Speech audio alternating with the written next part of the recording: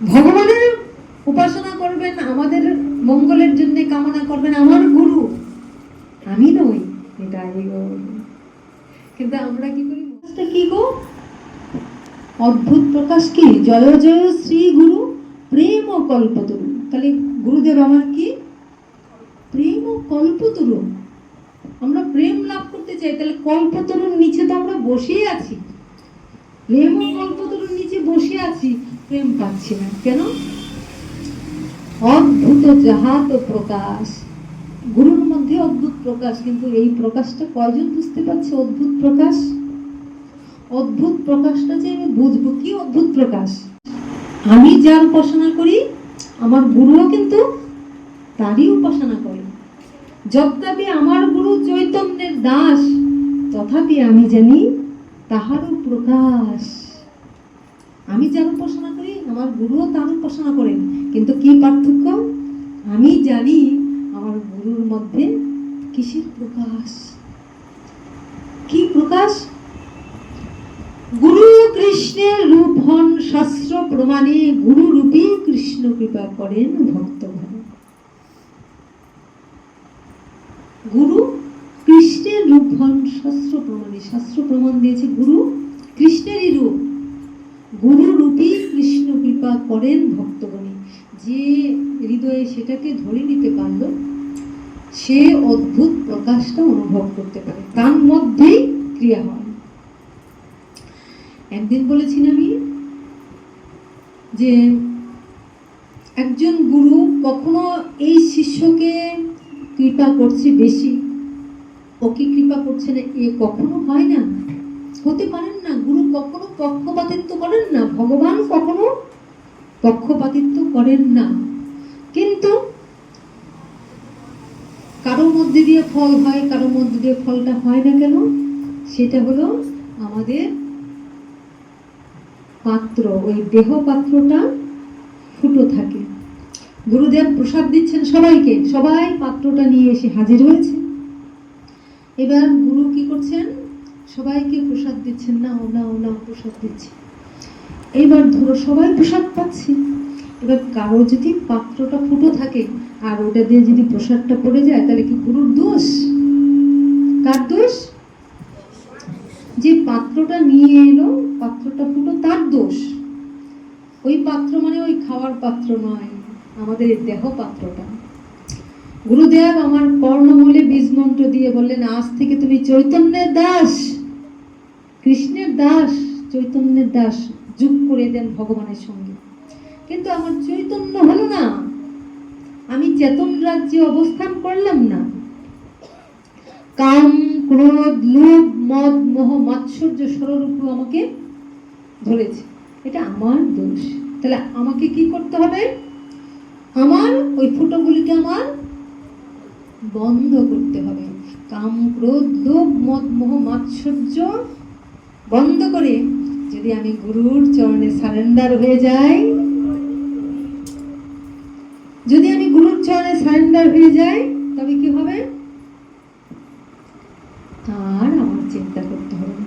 দীক্ষাকালে শিষ্য যখন গুরুর চরণে করেন আত্মসমর্পণ, কৃষ্ণ তখন তাকে করে আত্মসাৎ। যখন এই শিষ্য কোনো গুরুর চরণে আত্মসমর্পণ করে, তখন ভগবান তাকে ধরে ফেলেন। তা আমরা তো সাক্ষাৎ ভজন, তাই শাস্ত্রে আরেকটা কথা বলছে, নিগুণ তত্ত্ব। আমি অনেকবার বলি, এগুলি নিগুণ তত্ত্ব। বলছে আমরা সবসময় চঞ্চল না, ভজন করার পরও আমরা কিন্তু চঞ্চল, কারণ আমরা সত্যটা রিয়েলাইজ করতে পারি না, অনুভব করতে পারি না, ধরতে পারি না, তাই আমরা চঞ্চল। গুরু কৃপা তো সহজ নয়। কৃষ্ণ কৃপা জগৎময়, গুরু কৃপা কোনো কোনো ভাগ্যবানে হয়। কেন কোনো কোনো ভাগ্যবানে হয়? এটা কিন্তু গুরুর পক্ষপাতিত্ব নয়, এটা শিষ্যেরই কারণ। কৃষ্ণ কৃপা জগৎময়, মানে কৃষ্ণ কৃপা না করলে যে আমরা শ্বাস নিচ্ছি, প্রশ্বাস নিচ্ছি, ভগবানের কৃপা। আবার ভগবান যখন চাইবেন, আমি যতই বেঁচে থাকতে চাই, ভগবান কিন্তু আমাকে টেনে তুলে নেবেন, সময় হলে আমাকে যেতেই হবে।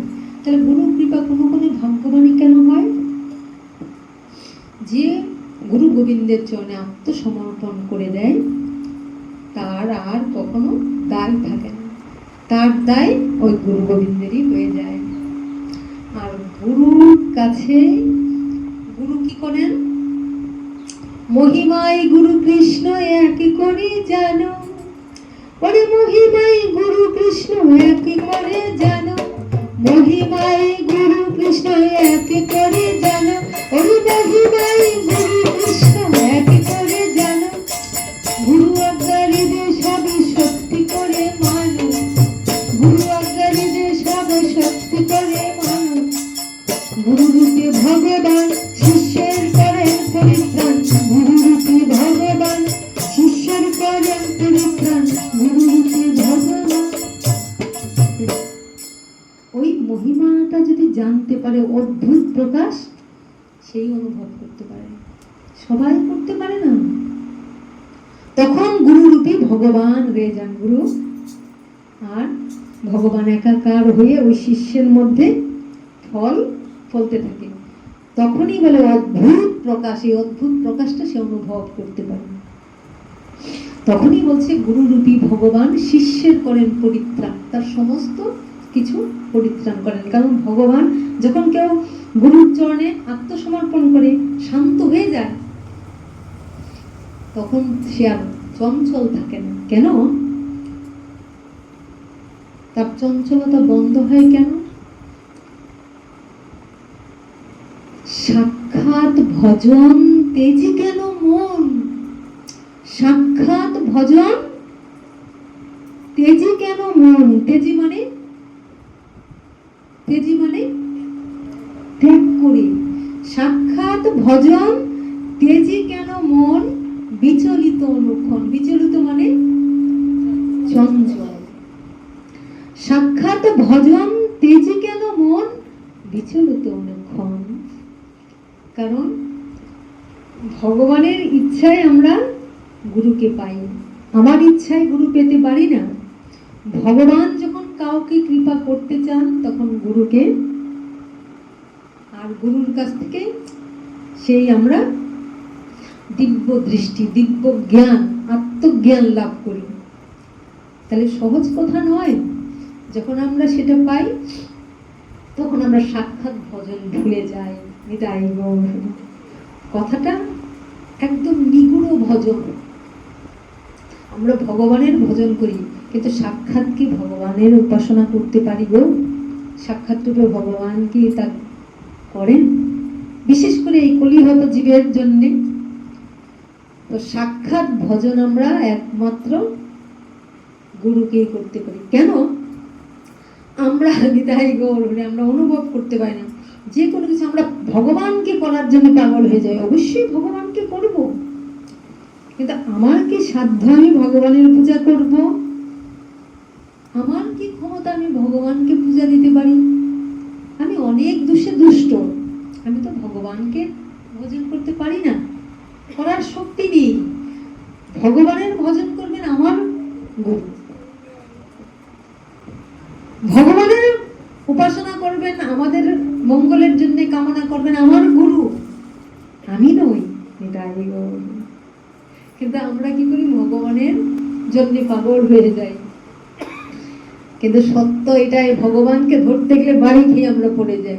আমরা ভগবানকে সেবা করার জন্য, ভগবানকে পূজা করার জন্য অস্থির হয়ে তাই গুরুকে ধরি। কিন্তু সাক্ষাৎ যখন গুরু থাকে, আমরা অনেকেরই ভাগ্য নয়, যেমন আমি অনেক অভাগী, খুব অল্প সময় পেয়েছিলাম সাক্ষাৎ ভজন। অনেক পেয়েছি, অযাচিত কৃপা পেয়েছি না। সেই ভালো, অল্প সময় পাওয়াই ভালো। কারণ সহজলভ্য যা হয় তা আমরা মূল্যায়ন করতে পারি না, কখনই করতে পারি না।